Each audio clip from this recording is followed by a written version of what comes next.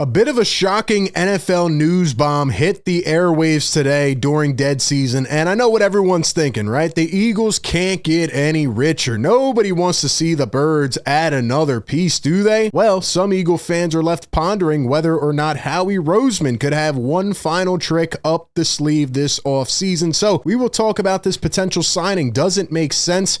Could it actually happen? And what would it mean for the guys on the roster? We'll get into all that and more right here on A to Z Philly, but welcome into the show.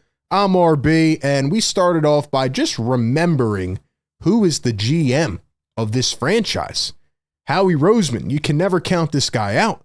When Chip Kelly threw him in the back of a dust closet, when they told him that 2017 was a fluke, doesn't matter. Whatever you tell this guy, he finds a way to beat the odds, and he finds a way to make things happen. So I'm never putting anything past this guy, and I trust whatever he does.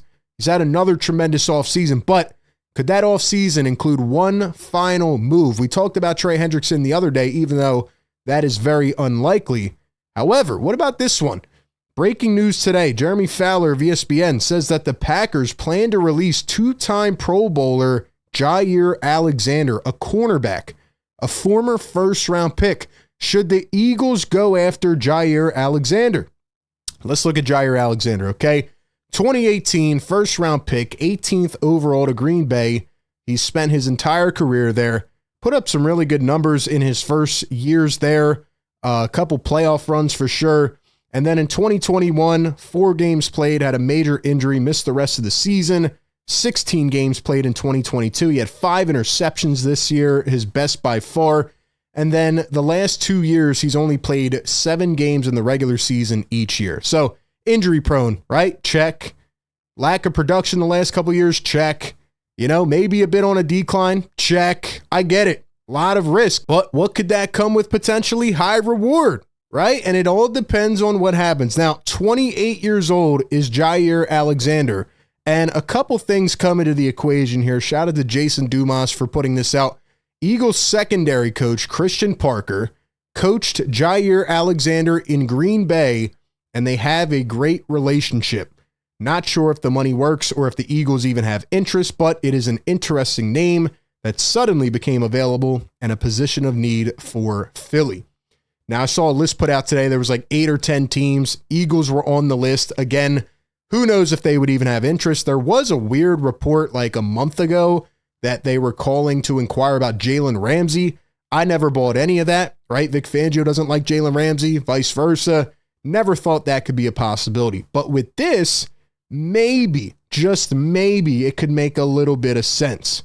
Now, here is the Eagles' current depth chart, and I don't like to use ESPN. Sometimes it's off kilter, but Quinyon Mitchell, and on the other side, Kelee Ringo, right? Goedert pretty much announced last Friday that he will stay at nickelback. So what does that mean? It means Kelee Ringo is fighting for the job. It is his to lose, right? You bring in a Adoree Jackson on a 1-year deal, and that makes me feel like it's going to be either Kelee or Adoree Jackson. If they were to make a move and go in and bring Jaire Alexander, that means Adoree's out of here and Kelee does not have a good shot, right? It would mean they don't feel confident with who they have. Kelee Ringo, a former 4th-round pick, has a little bit of experience, hasn't really played that much. So to me, he is still one of the biggest questions on this team going into training camp and going into the next phase of the offseason.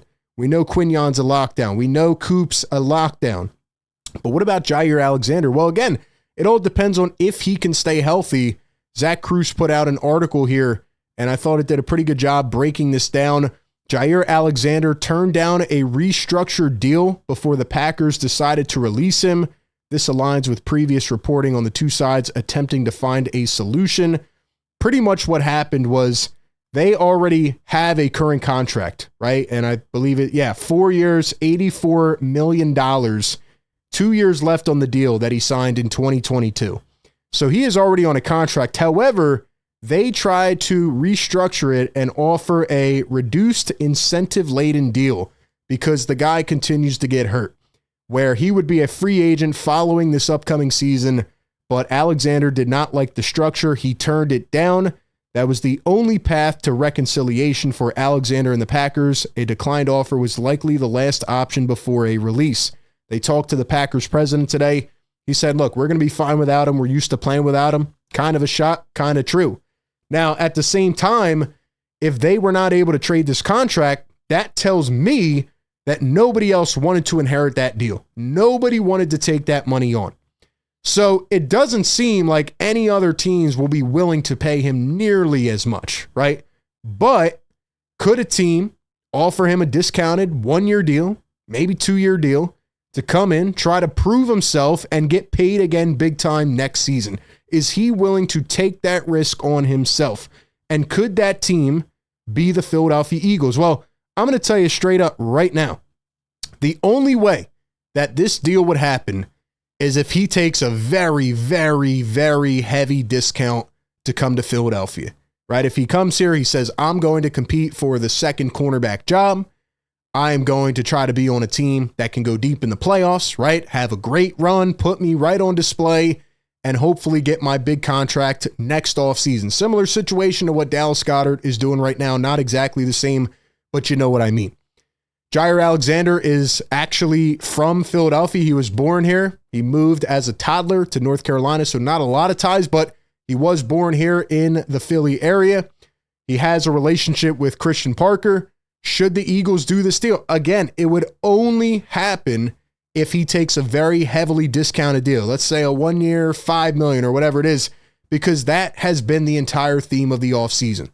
Bring in vets to try to patch up the holes, develop the young guys. Maybe the Eagles are satisfied with Kelee and with Adoree Jackson. They don't need anybody else, right? We don't know what they think on the inside, but it definitely does get intriguing. This guy's a former Pro Bowler, and his only issue has been staying on the field. Obviously a glaring one, but if he could have a bounce back season, you're essentially getting a Pro Bowl talent for a very cheap price. Now, at the same time, from his side, he probably wants to go to a team that's going to offer more guaranteed years, right? Give him some stability. But based on the fact that they could not trade him, that tells me there's really not a lot of interest generating around the NFL. So I do think it would be intriguing as a possibility. Here's what ESP says about Jaire Alexander. 1, makes a ton of sense. He's been an elite player when healthy. Injuries have been an issue. In 2024, Alexander graded out similar to Quinyon and Slay. He graded out higher than every single Eagles corner. Can still play, but only 16 total games the last 2 years. He has missed 34 games over the last 4 years, and that is certainly a glaring sign. Signing Alexander would complicate the roster. It would probably mean the end of Kelee Ringo having a chance to start. He's only 28 years old, could be a fit next to Quinyon and Coop for the next 2+ years if he comes here and plays well. Personally, I don't agree with this last one. I think it would be a 1-year deal with, a lot of incentives, which he already turned down, but the difference is that, the Packers, who complain and whine about the tush push, are probably not going to win the Super Bowl, whereas the Eagles have a really good shot to go back.